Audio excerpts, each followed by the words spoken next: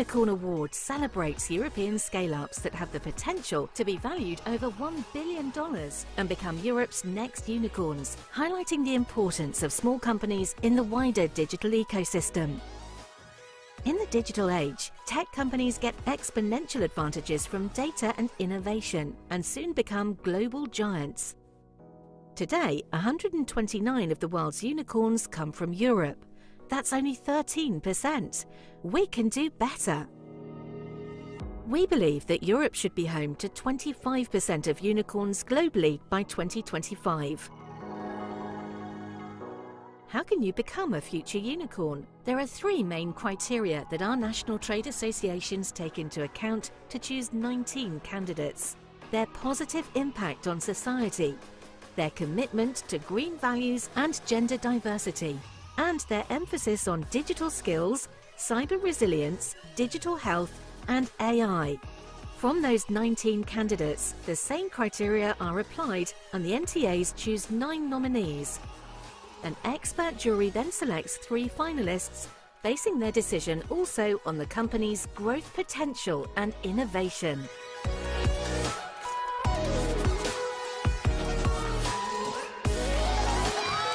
And the winner is announced at Masters of Digital 2023. Join us in Brussels or online at Masters of Digital. Head to mastersofdigital.org. Well, and you certainly already joined us for this celebration, and thank you for staying here for this celebration that I myself have been looking forward to. I want to introduce you to the Future Unicorn jury members that have both picked our finalists that you will get to meet in a few moments, and who have also picked our winner this year. So the jury members are Hilary Mine, Vice President of Strategy and Technology in Nokia CX, Kadi Silde, Chief of Staff and Head of the Transition Team in Diana and NATO, Eric de Montgolfier, who's the CEO of Invest Europe, Stefan Waki, Head of Department, European Innovation Council and SMEs Executive Agency, and Andrea Vaughan, who is the founder of Wings. And representing the jury for the 2023 Future Unicorn Award ceremony are Hilary Mine and Kadi Silde. Please come up here.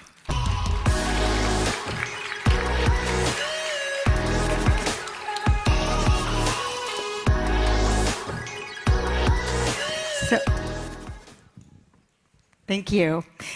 Hilary, I want to start out with you. It's pretty clear that these digital innovators can equip us to face some of the largest environmental and societal challenges. What do you think are the main challenges facing scale-ups and future, hopefully future unicorns these years? Thanks. It's a great question. It's okay? You can hear? You can put it a little closer to the mouth. A little closer? Yes. How's that? Okay, great. That's good. So you can tell from the accent that I was born American and went to school there. I consider myself European now. I live in Amsterdam and I'm very happy. But we always learn to do things, to communicate in 3s. So 3 things. First thing is obviously regulation and differences between tax and regulation between different countries. It's not one market. It's not a single market. It's extremely hard for scale-ups to operate across all those different places. That's just a basic. Second thing is actually language. One of the things that is challenging in Europe versus if you're working across North America, for example, or China, is the language is a barrier. It's if you're trying to scale up, you have to have all your documentation in multiple languages in every country.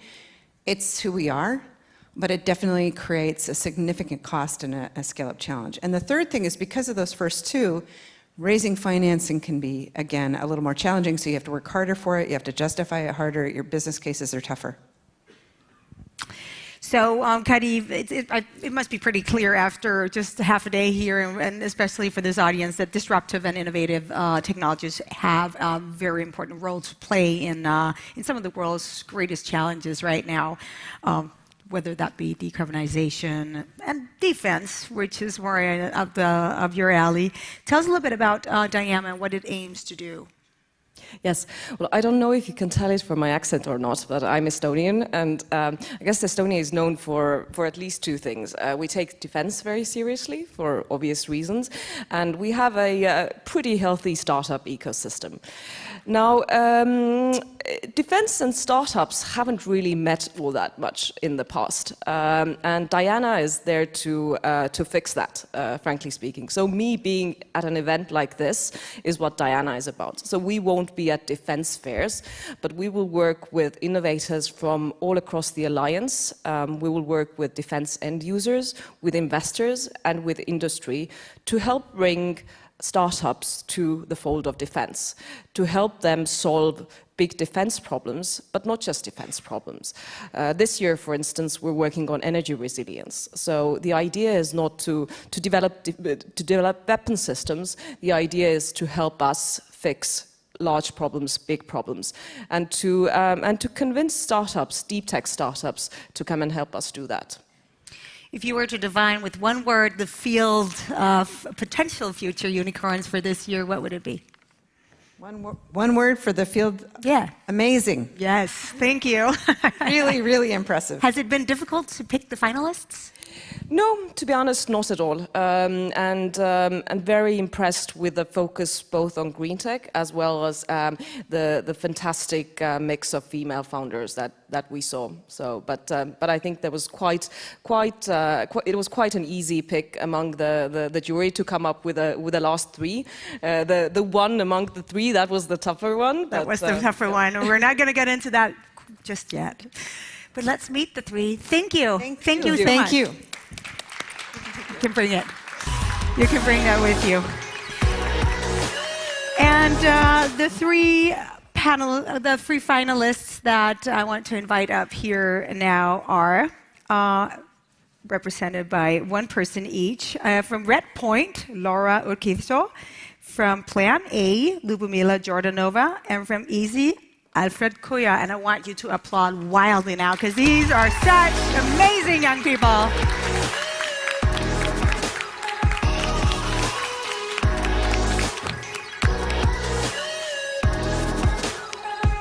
We can applaud them again, can't we? Come on.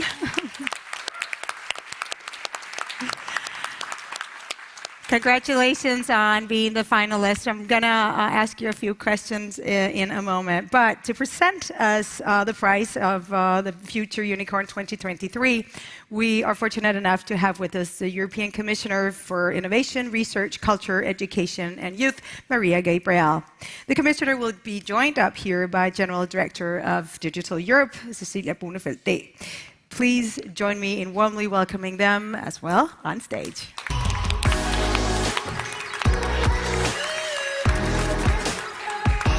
Cecilia? So, I am particularly happy to have you here. It seems to be like something that we do every year for now. Is it 5 or is it 6 years? 5. Yeah, we have now a community of around 100 amazing scale-ups. And not only have we've actually worked together on two things from the start. Two things that lies close to your heart: women in tech, and skills, and educating women, and actually bringing more unicorns to Europe. So thank you so much. I mean, we have companies like Circular, we had Compass. I know that you visited them also last year, and they were like thrilled. They called and said, the commissioner just came by. And Corti. So really some, and at least 3 of our winners from the previous years have actually become real unicorns now. So this competition is actually turning into something that generates unicorns. So thank you so much for being here today. And I know that you're passionate about this, and that you have a lot of plans, and you've made a lot of results. And why don't you tell us more about that? We're looking very much forward to your speech. Thank you.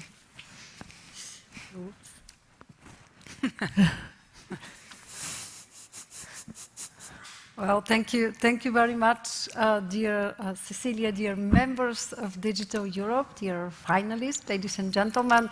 Well, first of all, thank you very much, dear Cecilia, for inviting me for the 5th consecutive year to this Masters of Digital and the Future Unicorn Award ceremony. I must say that being part of Masters of Digital and Unicorn Award ceremony, it's really being part of the most vibrant community of innovators in Europe. Because on one side, that's a recognition for your achievements, dear ladies and gentlemen, but on the other side, that's a huge responsibility. That's responsibility for the future of Europe, because we need you, every one of you, with your expertise, with your projects, with your companies.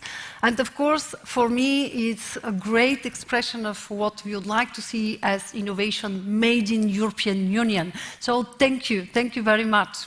Now, you remember last year, I shared with you more about our plans, because somehow 21, 22, we started to receive some good numbers. What's about the investment in early stage startups in Europe? Very good level. First time we doubled the number of unicorns. And suddenly we somehow realized that the last strategy on innovation of the European Union, that was in 2011. I think that we are not living anymore on the same planet. So that's why you remember that I shared with you that with my team, we would like to put an agenda, an innovation agenda at European level. So that's my starting point today. It's done. We adopted the new European Innovation Agenda in less than 1 year since the work started, and that was done in July 2022. Now, what I would like to underline first is that this new European Innovation Agenda has two main focuses. On one side, deep tech innovation, and on the other side, we would like to continue to promote our bottom-up approach, our ecosystem approach. And allow me here really to say a few words. First, on deep tech innovations. As I said it, deep tech innovation is the main focus on the innovation agenda. Innovations that integrate physical, digital, biological realms to solve some of society's deepest challenges. So, first remark, when we talk about deep tech, for us that means deepest societal challenges. And these developments typically stem from scientific findings and have deep ties to the industrial world. And the annual Digital Masters Conference is an ideal venue to discuss the interplay between deep tech and digital innovations. Sometimes digital innovations can be seen as the precursors of deep tech innovations. But the wave of digital innovation introduced a new approach to innovation that shifted the focus from research labs to broader innovation ecosystems and networks. And in the wake of the digital innovation revolution, it has become abundantly clear that innovative businesses can only thrive when they are integrated into a robust innovation ecosystem. The rise of the startup, the unicorn, the business angel, and the venture capitalist are all terms that emerged alongside the rise of the digital economy. And the wave of deep tech innovation strengthens and broadens the ecosystem approach. That's why the new European Innovation Agenda includes not just startups and investors, but also corporations, academic institutions, and government agencies. And as a rule, industries that are heavily regulated by European governments and have strong industrial players will be the most seriously impacted by these type of innovations. The energy, manufacturing, agriculture, aerospace, or food industries are just some examples. But I think that we should not be afraid. We need to take this challenge as an opportunity. But to transform the challenges into opportunities, we need to work hand in hand, and this time still since the very beginning. That is the difference between the deep tech wave of innovation and the digital wave of innovation. Our approach is not to regulate after, when we already see the realities that are growing around, but since the very beginning, to see how with those that are supposed to regulate, they can, on the contrary, provide much more flexibility, experimentation spaces, in order to allow the innovation to grow in Europe. The second point, of course, when I talk about the European Innovation Agenda, is to underline what are the 5 flagships of the innovation agenda. And I must say here that that's again something very specific of our approach, and that's something that we are convinced that we should continue to do. It was not the European Commission that came and said you have to imply these 5 flagship initiatives. Since the very beginning, our approach, it was co-creation. It was our unicorns, our startups, our venture capital, our women founders. They told us there is 5 initiatives that we would like to see put at the European level, and that will facilitate our life. That's why, allow me very briefly to say, first flagship, we would like to improve access to finance for European startups and scale-ups. For example, it is mobilizing 40 billion euros of private capital, creating new financial instruments like Escalar, or very, very simple example, simplifying listing rules with the recently adopted Listing Act. Second flagship, it improves the regulatory conditions for innovators to experiment with new ideas.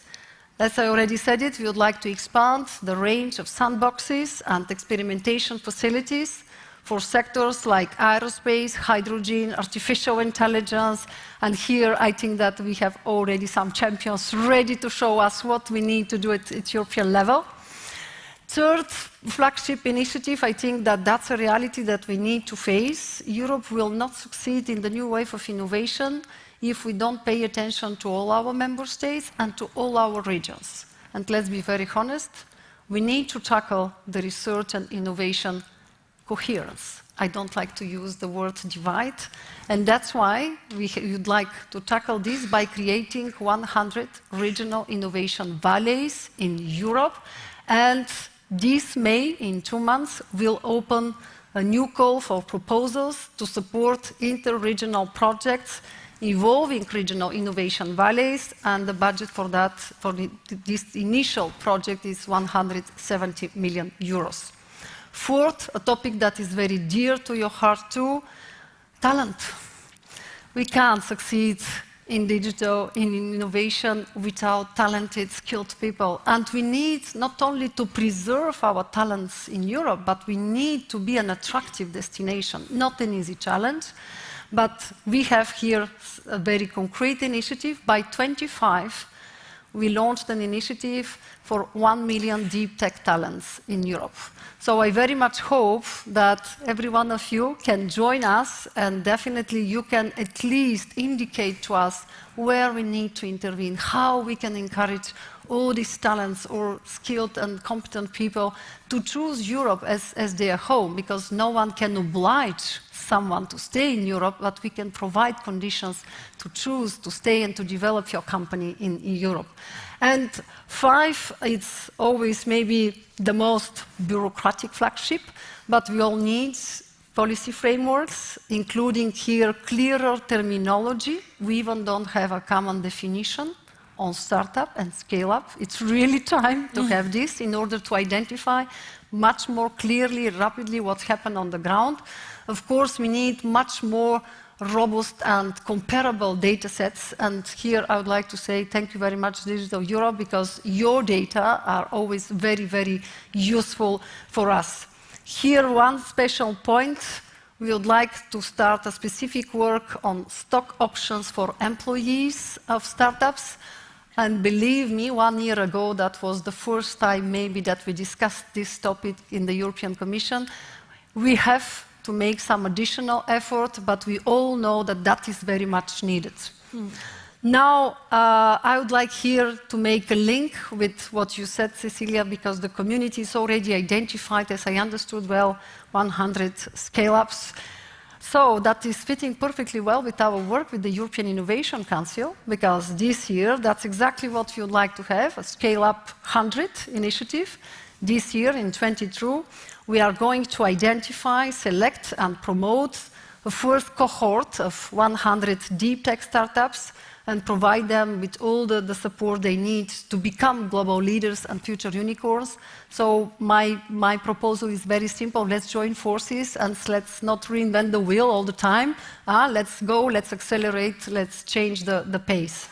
Now, one word on women, because you know me, it's Women's Day. Yeah, women are always a priority in all my portfolio's domain, but here I would like to insist how important it is definitely to change some of the realities on the ground, because it's good always to encourage to have much more women in innovation and in tech.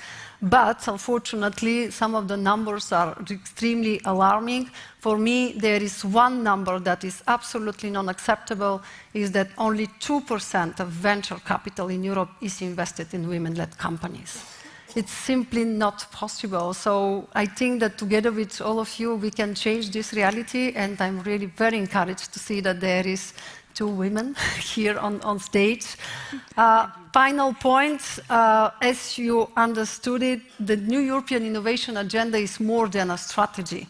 That's a call to action for all innovation actors, and also to you, Masters of Digital 2023 participants. That's why I would like to insist, it was co-created. Now it is important that this new European Innovation Agenda is co-implemented. And exactly with this goal of co-implementation in mind, we have helped to make the coalition of the willing and the sounding board for innovation happen. Allow me just a few words on the coalition of the willing. That's an informal alliance of public and private innovation players that work together on implementing the 25 actions of the new European Innovation Agenda. Very simple, every 6 months, we're sitting around the same table and we are looking what's going on the ground. And for me, that's the best way to see that on some things we are very good, so we need more investment, we need here much more efforts. Some others need to be adjusted, need to be even modified. So I very much count on everyone that will transform this new European Innovation Agenda into something that will bring tangible results in 25, because we don't have so much time. Final word, I would like really to say a few words to our 3 finalists for the Future Unicorn Award. First, ladies, sorry. Thanks, Alfred. Thank you. The knowledge you have gained in the field of deep tech innovation from working on EV chargers will be invaluable to other entrepreneurs, because there is a need of sandboxes and experimentation facilities for hardware innovators like you, and I'm sure you have some good ideas what about these sandboxes should look like. And I very much welcome your achievements already, and congratulations. This is for you, Lubomila, the founder and CEO of the Plan A company. It gives me a great pleasure to congratulate you on the success of your decarbonization software as a service platform. And I think that your projects already are showing how green technology innovations can help solve some of our society's most complex challenges. And we need this kind of innovation. So I very much count on your expertise and continue to be a role model for many other girls.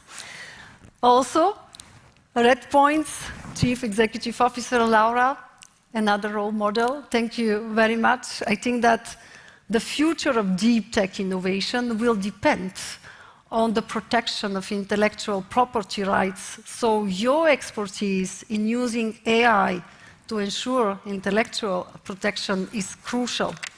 We have some difficult debates in front of us, but I'm sure that with examples like yours, we can more easily manage the different interests, because this topic is particularly challenging, but I'm sure that with your good ideas, we can definitely offer the solutions that are needed without blocking always on the same intellectual debates and always looking at some of our practices that are now from the old time, if I may say. So, ladies and gentlemen, we recognize the critical nature of the next few years if we are to maintain Europe's economic competitiveness. And if you want to stay competitive, we have to unleash the power of innovation. Failure to innovate equals failure to compete. And please join us in our quest, that's a common quest with Cecilia, to advance human knowledge and technology to its fullest potential, because I firmly believe that if we continue to work together, Europe can become the world's leading powerhouse for deep tech innovations and startups, inspiring European startups with their innovative ideas are what the Future Unicorn Award is a testament to. Thank you very much.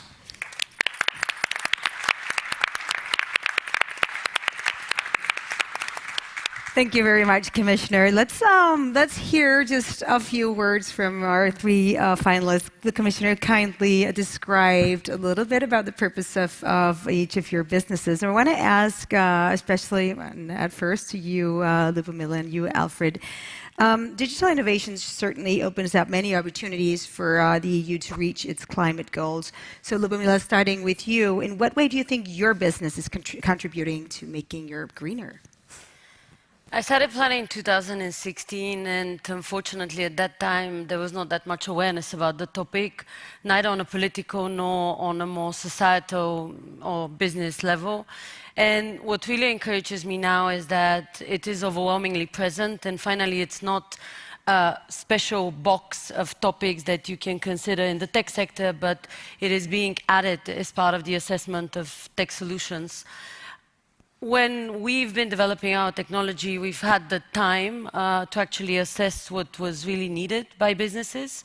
So for context, what we have is a software as a service platform for decarbonization and policy alignment, because we truly believe that all the policy frameworks that the EU has put in place do matter because they push a whole industry towards the same goal. And what we've learned over the last years, to respond to your question, is really that businesses need to be able to collaborate. There's supply chains that they need to engage to decarbonize. There's employees. There's various stakeholders. And on the other hand, there's a framework that they need to understand, which, as we know, also from a historical perspective, policy has not always been understood.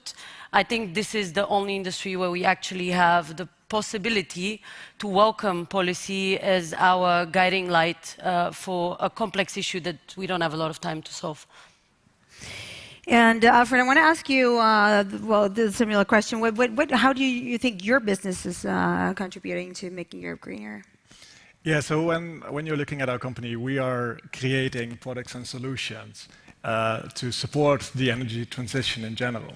So the first thing we came up with, and what we grew very rapidly with, is EV charging, which was mentioned before. Exactly. It's not limited to that, but that's where we can make a large difference. Because, as we all know, we have to make the transition from combustion engine cars to more sustainable alternatives, and EVs are obviously one of them. That's one part, but it's sort of the chicken and egg story. You're not going to buy an EV if there's not enough infrastructure. So we need to create that infrastructure in order to get there. And the next thing is, how can we make sure that we use the infrastructure we have, the energy, in a better way? And I think it was referred to this morning in a panel here as well, that we have the comfort which we are used to. So you do not want to end up by lowering the heat pump at your house because the sun is not shining. I think Daniel said that this morning. But what we can do is we can make sure that your EV is going to charge at a different time. So when you're coming home and plugging in your car at 6, there's no need that your car needs to be charged directly as soon as it's full in the morning and you can leave again. That's important, and that's where we step in. In this way, we are sort of avoiding overload on the energy grid. Instead of having those peak moments on the day, we are trying to balance that out with the technology we have. Very clever. Very, very clever. Thank you for that. I'm sorry.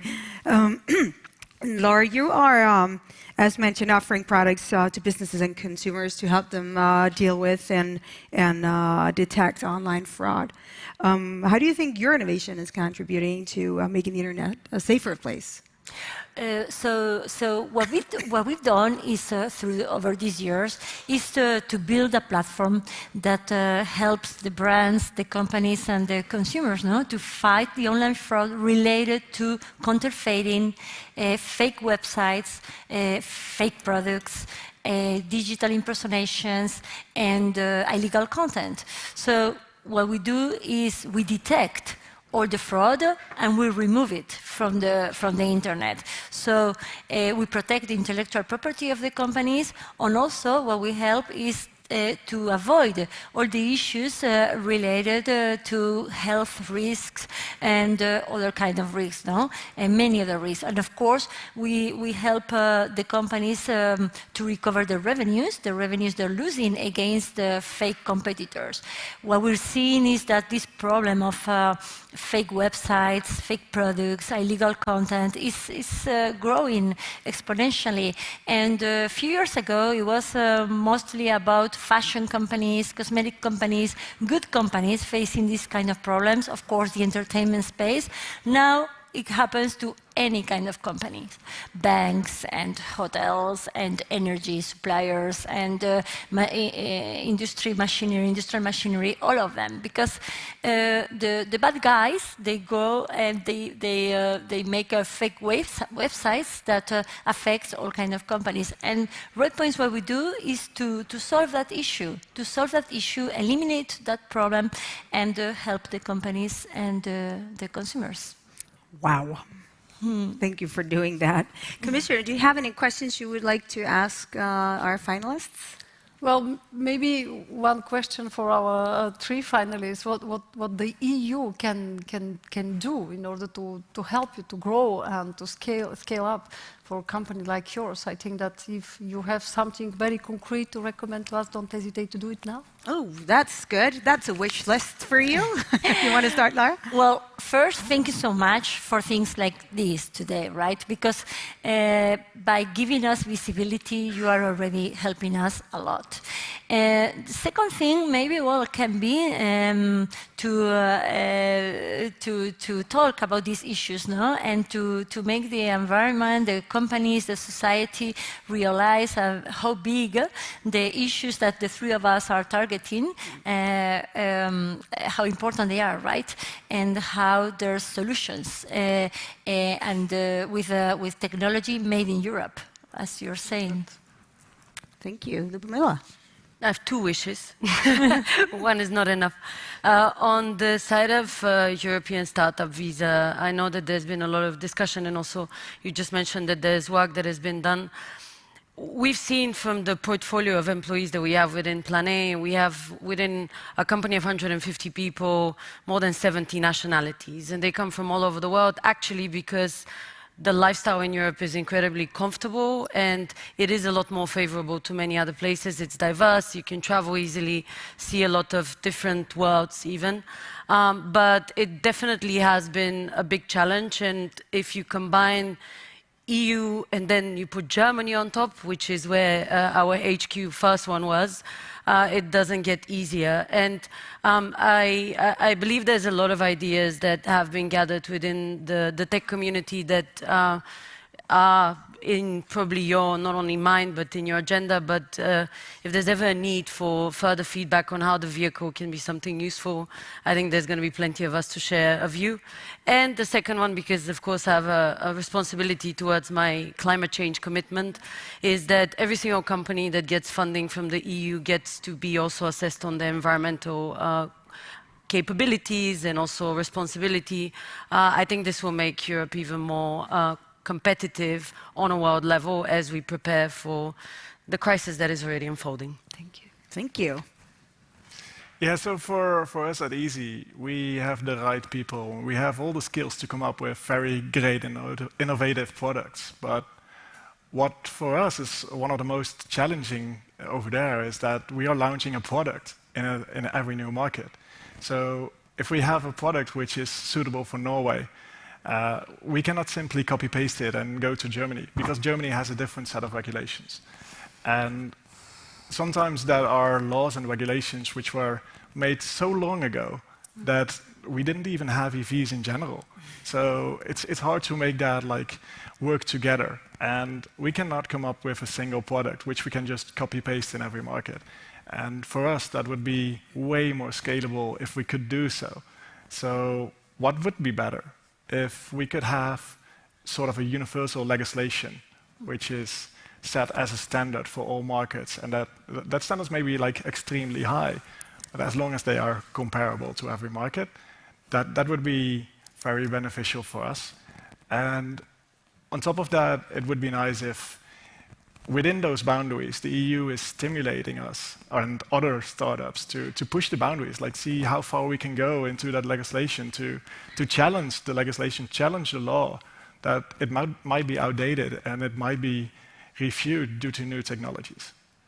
Thank you. Well, thank you. I don't know if we're going to get Norway in on that, but we'll see. Maybe Denmark and Sweden. So the stability, keep it up. Talk about it as you do. Make it easier to get employees in here, whether they come from the EU or maybe especially from the outside of the EU. And be aware of the regulations and the standardization of them, or as you said, one universal legislation would be nice. I'm sure that everybody in here can agree on that. That's sort of why we're here, isn't it? I have one final question that I would like to ask you before we get to it, and that is, you can answer this pretty briefly. What is it that makes, if it were to be, what would make your company a future unicorn?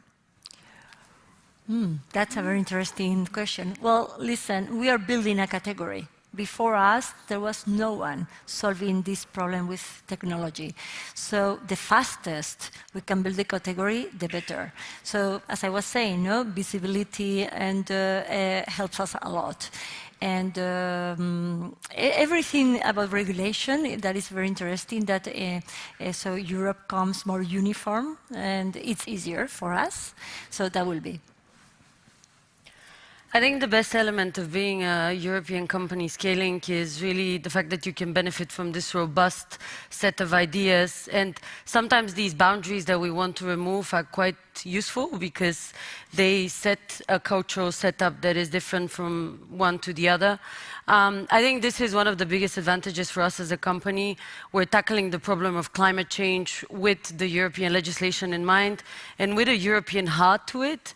Might sound a little bit cheesy, but I think this qualitative element is missing across the world a little bit, and there's a little bit too much focus on this competitive new opportunity of sustainability.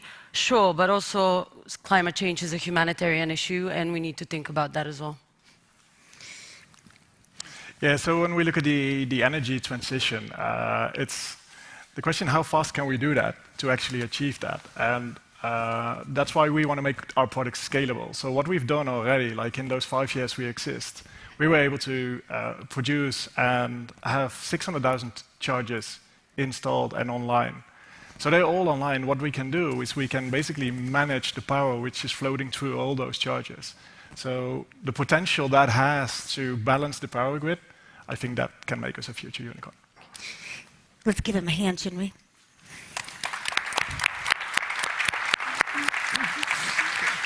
All right, we'll come to it. So just one comment, it's quite amazing. I think actually all of these three companies are quite linked to what is going on in Brussels, right? So they are all on DSA, DMA, energy transformation, transformation of the grid, how we use energy. So now we need to choose one winner, and as they said, the jury, it has been very tough. It's a hard choice, and here is their only winner is on stage, I think, right? Yeah. Yeah. They're all winners for us now. Yeah. But the winner is red points.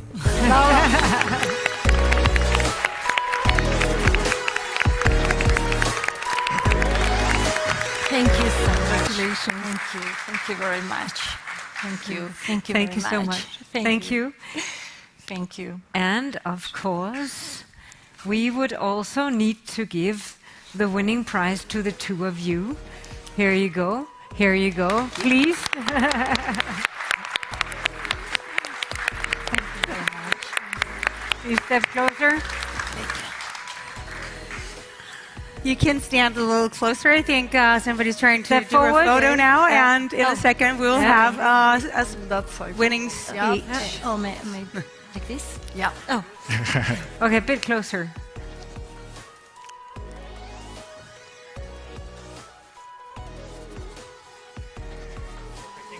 Thank you so much. So definitely a big hand for the three of you and for all the winners. And did you want to say something? oh, sure. I prepared something just in Good. case I was the winner. Please. But, Do you want to stand there, or do you want to go up there? it's a few words, so maybe Yes? yes here. Thank you. Well, listen, thank you so much. Thank you so much to the members of the jury, the Digital Europe Association, Cecilia, and to the institutional representatives, and to everyone that makes this award and this event possible. This is just incredible. And my congratulations to the other finalists. They're amazing companies. And you are leading a great and very necessary projects. So congratulations too.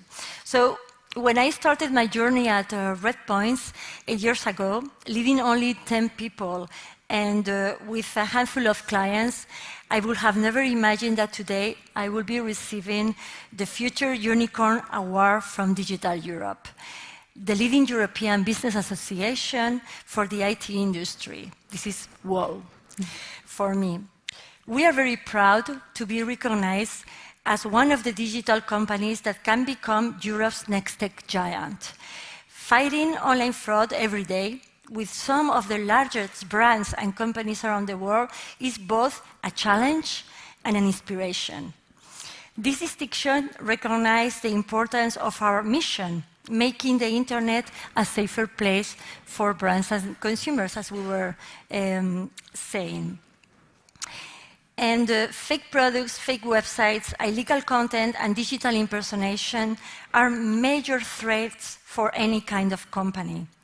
They harm your revenues, your brand, your consumers. This issue is doing nothing but growing. Every company should be aware to combat it. Redpoints is a secret weapon against it. And thanks so much to Digital Europe again for making us visible, as I was saying before. This recognition will be impossible without the efforts of my entire team, the current and the past, who have helped me build this dream through the years. Thanks to each and every one of them, that we are now 300 Redpointers in Barcelona and in the US. Thank you so much to our investors that they've been supporting us and trusting us through the years. And thanks as well to each one of the more of 1,200 customers that we have today, who permanently show us the way forward. We learn from them every day. They really inspire us to continue our fight against online fraud. Listen, we're here today because you believe we can be the next European tech giant. Believe me, from today, we start to work even harder to make that possible. We're going to make technology from Europe to the world. Thank you so much.